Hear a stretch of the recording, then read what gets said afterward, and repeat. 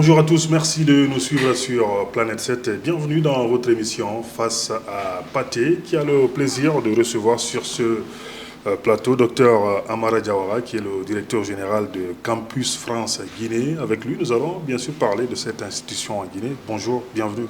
Bonjour mon cher Pathé, bienvenue. Ça va, vous allez bien? Ça va et vous, ça va? Je sais que vous avez beaucoup de choses à faire pendant cette période. Oui, c'est beaucoup plus compliqué actuellement. Justement. Mais on essaye de tenir parce que c'est quelque chose qui donne du sens. On essaye d'accompagner les étudiants dans leur demande visa.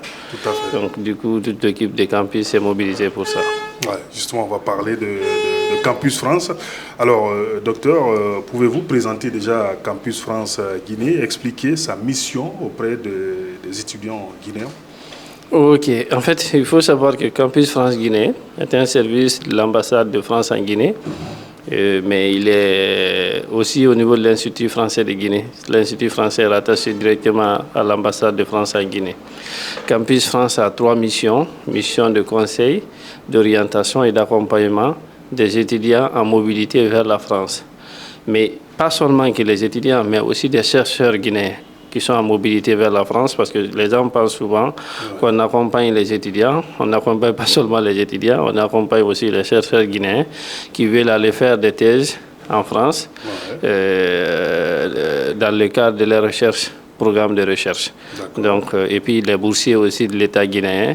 Actuellement, on reçoit beaucoup de fonctionnaires du ministère du Budget, des Impôts et de l'économie qui doivent aller en France pour une année de formation, soit à Dauphine, soit à Clermont. On les accompagne et pendant toute leur démarche pour qu'ils puissent aller normalement suivre les cours et puis revenir servir l'État guinéen. D'accord, ça c'est une brèche en tout cas que vous nous ouvrez. Alors cette année-là, un nombre record d'étudiants guinéens a été admis dans les établissements français. Docteur, quels sont les principaux facteurs qui expliquent vraiment cette progression? En fait, cette année, depuis qu'on a eu la chance de prendre la responsabilité, et moi et mon équipe, nous avons fait un constat. Le constat est qu'il fallait mieux accompagner les étudiants, mieux les conseiller, mieux les orienter, pour qu'on puisse donner plus de sens aux étudiants d'avoir des admissions. Et ça, on s'est attelé pour qu'on puisse les donner les informations nécessaires et puis aussi de les orienter par rapport à leur parcours, ce qui n'est pas facile. Le choix des formations en France, les offres de formation et peut-être les différentes possibilités d'orientation que les étudiants peuvent faire. Et donc aujourd'hui, les facteurs qui ont fait en sorte qu'on puisse avoir beaucoup plus d'admissions, parce que maintenant les étudiants font beaucoup plus confiance aux conseillers campus, qui sont quand même habilités à accompagner les étudiants dans leur démarche d'études en France. Et aujourd'hui, dès le mois de septembre, on ouvre nos portes pour accueillir les enfants, les parents, voir leurs dossiers, voir leurs projets d'études, projets professionnels, et puis voir s'ils ont des possibilités en fonction des critères d'admissibilité des différentes universités ou des différentes formations sur la plateforme études en France. Et puis avec tout ça, il y a de la rigueur qu'on met parce que les conseillers, non seulement ils ne s'arrêtent pas juste pour conseiller ou orienter.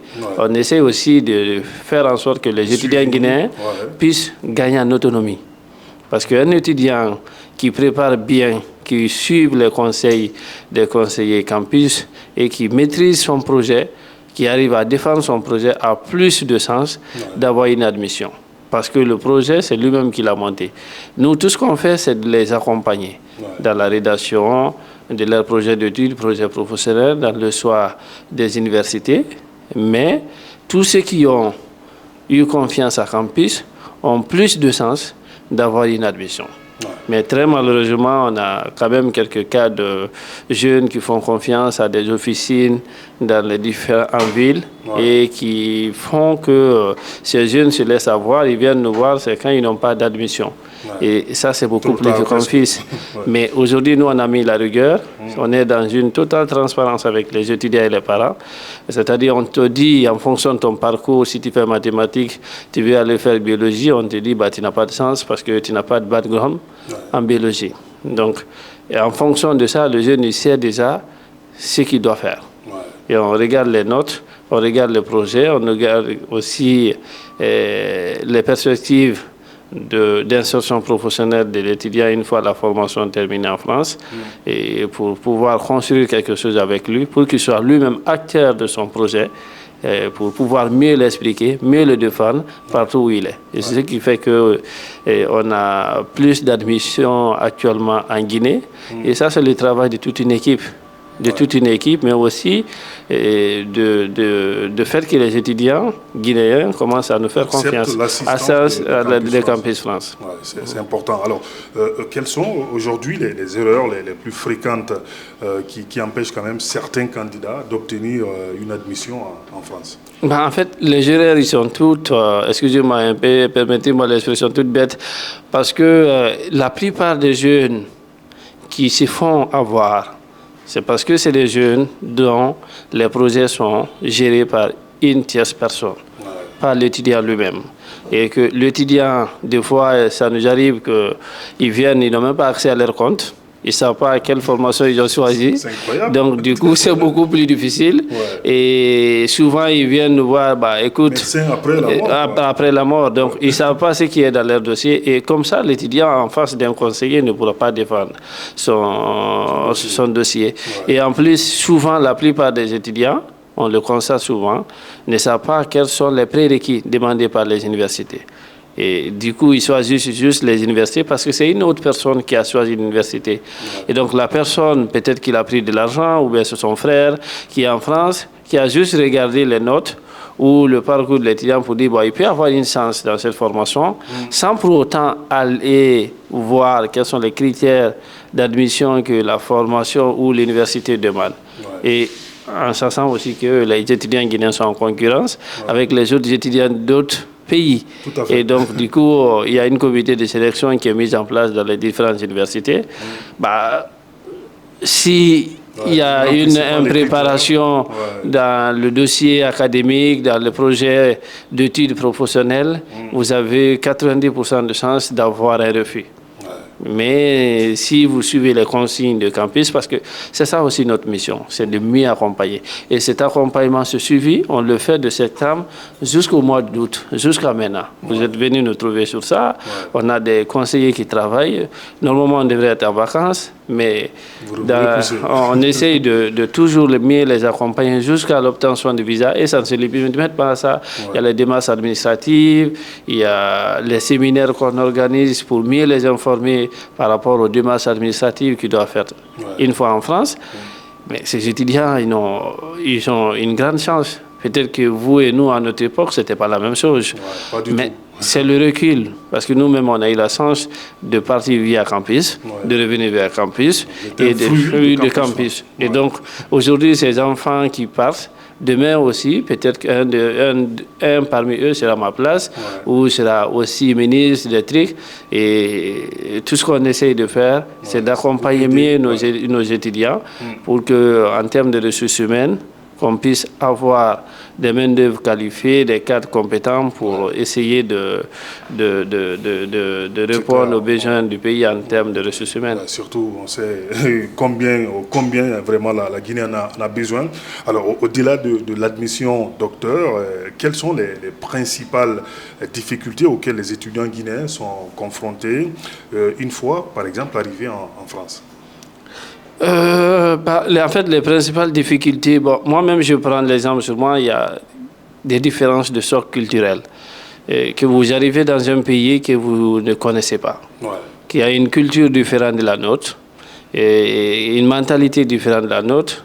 Pour un jeune, surtout de 18, 19 ans, 17 ans qui arrive en France, ils peuvent avoir un déclic physiologique parce que la plupart des étudiants en Guinée ne sont pas autonomes par rapport aux démarches administratives, aux démarches à l'université, à la recherche d'un logement, faire des démarches pour les titres de séjour, c'est beaucoup plus compliqué parce qu'il te faut beaucoup d'autonomie, mais il te faut aussi avoir des moyens. Et si vous n'avez pas les ressources financières suffisantes, dans la plupart des cas, les difficultés de ressources financières font en sorte que les étudiants n'arrivent pas à valider leur première année. Et donc c'est pour ça qu'on exige aux parents que c'est tout un projet de vie. Il faut faire en sorte que l'étudiant puisse avoir les moyens nécessaires, à la fois matériels, financiers, pour pouvoir réussir sa première année. Parce qu'il ne faut pas que les gens disent une fois là-bas, vous pouvez travailler. Je n'ai jamais vu un étudiant qui peut aller en France dire qu'il va faire 90% de son temps pour travailler et 20% de son temps à l'étude qu'il n'a pas échoué. Donc l'essentiel, c'est d'étudier parce que quand on étudie une fois en France, les retours d'investissement, c'est près de 3 ans, 4 ans, 5 ans. Et à force de pouvoir prendre une autre trajectoire de vie qui va te conduire à devenir un sans-papier en France. Et c'est pour ça qu'on organise souvent des démarches, des séminaires de pré-départ. Et puis pour expliquer tout ça, et souvent on invite les alumni, des gens qui ont étudié en France pour faire des retours d'expérience, donner des conseils aux étudiants, des pièges et puis des difficultés à éviter et puis de savoir qu'un étudiant en France doit rester en milieu universitaire. C'est très important et pour qu'il puisse bien s'intégrer, pour ne pas qu'il reste dans sa communauté. Je dis souvent aux étudiants, si vous voulez rester en communauté guinéenne, vous ne faut pas aller rester en Guinée. Parce que vous avez la chance de partir dans un pays ou dans les universités où il y a une multitude de cultures, profiter de ça. Gagner en expérience, en compétence, venir servir le pays, c'est la moindre des choses. Alors, comment Campus France accompagne-t-il les étudiants avant leur départ et pendant les différentes étapes de leur projet d'études? En fait, avant leur départ, par exemple, le mois de septembre, à partir du 1er septembre, nos conseillers vont commencer à recevoir les étudiants pour les conseils et orientations par rapport à leur projet d'études et à leur projet professionnel. Donc les conseillers les reçoivent, ils regardent leur dossier, ils vérifient les notes, ils vérifient que tout est clean parce que l'une des choses aussi qu'on évite, c'est des cas de fraude ou de falsification de notes. Ça arrive souvent. Donc du coup, on regarde tout ça. Après, on lui demande de nous apporter les documents nécessaires pour son inscription sur la plateforme études en France. Ça, c'est en septembre. Et le conseil et l'orientation, ça continue jusqu'au mois de novembre parce que la campagne débute normalement le 1er octobre chaque année, soit le 2, soit le 1er, en fonction du calendrier. Mais dès que la campagne est ouverte, donc du coup, on continue à recevoir les étudiants pour leur inscription sur la plateforme études en France, mais aussi on les conseille, on les accompagne tout au long de l'année. Parce qu'il y a une première phase d'inscription. La deuxième phase, c'est les entretiens pédagogiques pour évaluer, pas évaluer, mais pour apprécier le projet de l'étudiant. Et puis, après cette procédure, on envoie le dossier auprès des universités qui ont jusqu'au 31 mai pour donner une réponse aux étudiants. Donc, ceux qui ont des admissions vont continuer le processus avec Campus, c'est-à-dire ils viennent pour valider leur admission. Une fois l'admission est validée, maintenant ils peuvent faire leur demande de visa. Et pour la demande de visa, depuis 2024, on a vu avec le consulat, et c'est le lieu pour moi de remercier l'équipe du consulat et son équipe qui nous ont fait confiance pour faciliter cette demande de visa aux étudiants, qui fait en sorte qu'aujourd'hui on a plus d'étudiants qui ont plus. On a augmenté le nombre de visas délivrés pour les étudiants parce qu'on a toute une équipe qui les accompagne, qui les permet d'avoir des rendez-vous, qui vérifie leur dossier de demande de visa. Et tant que le dossier n'est pas bon, on ne le met pas sur la liste pour éviter qu'il y a des cas de refus de visa. Bon, très malheureusement, il y a des jeunes aussi qui ne suivent pas, mais c'est comme ça. Mais l'essentiel, c'est la majorité. Avec tout ce que vous dites, on voit quand même il y a un travail sérieux qui se fait avec vous, donc avec Campus France. Alors, on constate que les filières scientifiques, technologiques et d'ingénierie restent peu choisies. Comment expliquez-vous, par exemple, cette tendance et comment comptez-vous l'inverser? En fait, les filières techniques et technologiques, je pense que cette année, le dernier rapport que j'avais, c'était 22,7% d'admission dans les établissements supérieurs en France. C'est vrai que c'est peu, mais il y a des efforts qui sont en train d'être faits parce qu'au départ, on était dans les 10, 15. On est à 22. Peut-être que d'ici la fin de la procédure, on sera au niveau de... on va être dans les alentours de 30 à 35%. Mais ce qu'il faut essayer de faire, c'est, vous savez, les admissions dans les filières techniques est très compliqué. Il faut de la préparation, mais il faut du sérieux dans tout ce que vous faites, parce que ce sont des filières très sélectives. Donc, ce qui fait que pour avoir une admission dans ces filières, il faut réellement suivre le conseil et puis savoir les critères d'admission de ces filières et puis que le projet soit bien expliqué, et bien élaboré et bien construit. Comme ça, l'université, en lisant le projet, ils savent ce que l'étudiant veut en termes d'études, mais en termes aussi professionnels, qu'est-ce qu'il aspire à devenir sur le plan professionnel. C'est beaucoup plus important, mais on a la chance que chaque année, on a quand même beaucoup d'étudiants de Gamal, parce que c'est l'université qui envoie plus de monde en France. Et souvent, c'est des gens qui vont dans les filières techniques. On a aussi les CPG de Dalaba et des trucs. Donc, et on est en train de travailler dessus parce que c'est un objectif pour tout le monde, pour qu'on puisse augmenter le nombre d'étudiants admis dans les filières techniques. Mais il faut que les étudiants nous font confiance, qu'ils puissent venir nous voir, qu'on construit ensemble quelque chose. Et ça, c'est des choses... C'est un travail de tous les jours. Alors, le taux d'admission également des femmes demeure inférieur à celui des hommes. Quelles initiatives peuvent favoriser une plus grande participation de jeunes filles aux études supérieures à l'étranger?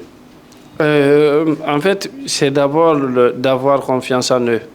Parce que cette année, on est aux alentours de 62, 37, 62% d'admis pour les hommes, 37% pour les femmes. Mais ça dépend aussi du nombre total d'inscriptions sur la plateforme parce qu'il y a plus d'hommes qui postulent que de femmes. Donc, du coup, c'est bien normal qu'il y a plus de femmes, d'hommes qui est admis ou ayant le visa plus que de femmes. Mais il y a beaucoup d'efforts parce que moi, depuis 2 ans, je vois maintenant beaucoup plus de femmes qui postulent. Et beaucoup plus de femmes arrivent à avoir des admissions dans des filières techniques, ce qui n'était pas le cas 2 ans auparavant. Mais maintenant, on a beaucoup plus de femmes qui sont admises dans des filières techniques. Et je pense que cette année, la première fois, je vous disais ça avec mon équipe, les 2 femmes qui ont eu l'admission directement pour faire la médecine, c'est-à-dire 2 étudiantes, parmi les 8000, 9000 et quelques postulants, parce que nous-mêmes, nous ne croyons pas, parce qu'on se disait que personne ne pouvait faire médecine à partir de la Guinée. Mais cette année, on a eu 2 jeunes femmes qui faisaient la terminale, qui sont admises. L'autre est admise à la faculté de médecine de Paris, l'autre à la faculté de médecine de Strasbourg. Comme quoi nos femmes font des efforts et qu'il ne faut pas perdre l'espoir. Mais ces jeunes, je les ai suivis au départ, ils ont cru en eux. Parce que les 2 m'ont dit dans mon bureau, monsieur, nous, on veut aller faire médecine. Donc, tout ce qu'on peut faire, tout ce qu'on veut, que vous nous accompagnez. Et donc, on a fait le projet ensemble, on les a accompagnés. Et quand ils sélectionnaient ces formations, moi-même, j'étais dubitatif parce que je me dis, c'est pas possible. C'est très sélectif. Mais ils ont gardé confiance en eux. Ils disent, bon, on sait qu'on peut avoir des admissions à la faculté de médecine, mais aujourd'hui c'est fait, ils sont admis. Ils ont réussi. Ils ont réussi, donc important. Il faut que nos femmes continuent à garder espoir, à croire et de toujours venir faire confiance parce qu'il y a beaucoup de femmes aussi dont les parents les font passer dans les cabinets qui font que le taux de refus. Et on voit aussi, sans vouloir monopoliser, des femmes qui modifient beaucoup plus les notes parce qu'ils pensent que c'est un problème de notes. Et il faut que les gens sachent que campus, ce n'est pas un problème de notes. C'est toute une trajectoire, tout un projet qu'on défend. Vous pouvez avoir 20 sur 20 et ne pas avoir d'admission. Parce que ça, c'est quelque chose que les gens essayent de dire aux jeunes dans les quartiers. Il faut booster les notes. Alors, les refus de visa restent une préoccupation pour de nombreux candidats. Quels conseils donnez-vous pour maximiser, par exemple, les chances d'obtenir un visa étudiant? Bon, le problème de visa, c'est un sujet très délicat. Peut-être que on se fait attaquer tous les jours sur les réseaux sociaux parce qu'il y a toujours des heureux et il y a des gens qui n'ont pas la chance, les malheureux qui n'ont pas la chance d'avoir le visa, qui pensent qu'on est contre eux. Mais depuis qu'on a eu la chance d'être à campus, on a mis beaucoup d'efforts pour l'accompagnement des étudiants par rapport à la prise de rendez-vous, la vérification des dossiers demandés pour le visa. Pour la première fois, moi j'ai fait envoyer le consul et toute son équipe l'année passée, échanger pendant 1 heure avec les étudiants et les parents pour les expliquer quelles sont les erreurs à éviter, quelles sont les bonnes pratiques à adopter pour maximiser les chances d'avoir un visa. Et je pense que depuis lors jusqu'à maintenant, je ne dis pas qu'il y a des cas de refus, il y a beaucoup de cas de refus, mais les refus sont justifiés. Mais aujourd'hui, le nombre de visas délivrés par rapport au nombre de dossiers, nombre de visas demandés, on est aux alentours de 80-85%. Ça, c'est pas mal. Et souvent, la plupart des cas de refus sont justifiés parce que c'est des gens, quand ils passent dans nos locaux, ils ne suivent pas nos instructions. Et sur les instructions, parce que je vais te donner tout un exemple bête. Tu vas avoir un étudiant qui va étudier à Montpellier, qui va prendre une attestation d'hébergement à Béziers, donc à 70 km de Montpellier. C'est normal que le consulat lui donne un refus de visa. Donc il y a des cas comme ça qui arrivent, mais nous on essaie de les accompagner au pays. Mais après, le visa, ce n'est pas campus. Le visa, c'est le consulat. Qui a d'autres raisons que campus ne maîtrise pas. C'est ce que j'ai dit aux étudiants. Nous, tout ce qui nous concerne, c'est la partie projet d'études, projet professionnel. Et puis le reste, c'est entre l'étudiant et le consulat. C'est important. On est talonné par le temps. On a moins de 5 minutes. Il y a encore beaucoup de choses à dire. Alors, à travers le projet Simandou, la Guinée aura besoin de compétences de haut niveau. Quel rôle aujourd'hui Campus France peut-il jouer dans la formation des futurs cadres du pays? Je pense que le campus doit être un élément central dans le projet Simandou Academy, parce qu'il faut savoir que la France, d'abord, c'est le premier pays destinataire des étudiants guinéens. Chaque année, il y a 1000 et quelques étudiants guinéens qui vont en France. Il n'y a pas un autre pays. Et que ce soit la Chine, la Russie, il n'y en a pas. C'est seulement la France qui arrive à faire ça. D'abord, les étudiants, les chercheurs, les cadres. Le premier pays de destination, c'est la France. Et en dehors de ça, cette année, pendant la campagne, on a constaté que le projet des étudiants était construit autour du projet Simandou. Donc, l'engouement auprès des jeunes du projet Simandou. Donc, ça donne espoir, ce projet. Ça donne beaucoup d'espoir. C'est ce qui a fait qu'on a essayé d'organiser le 18 juillet à l'hôtel PAM Kamayen un séminaire de rencontre entre les cadres et les entreprises impliquées dans le projet Simandou pour que les cadres puissent expliquer aux étudiants c'est quoi le projet Simandou, c'est quoi le programme Simandou. On a eu la chance parce que le Premier ministre, le ministre des Mines, le ministre du Plan et le président du conseil d'administration de la CGT et toutes les entreprises locales impliquées étaient là. Ils ont bien expliqué aux étudiants la différence entre projet et programme. Et c'est quelque chose qui a été beaucoup plus apprécié par les étudiants parce que ça, c'est un échange d'expérience et ça permet aussi aux étudiants d'avoir une vision de ce qui se passe dans leur pays en termes de demande, en termes de demande de postes, de compétences, aussi des besoins des entreprises. Ça a été vraiment une réussite et je pense qu'on va pouvoir répliquer ça l'année prochaine pour permettre aux jeunes de comprendre ce grand projet.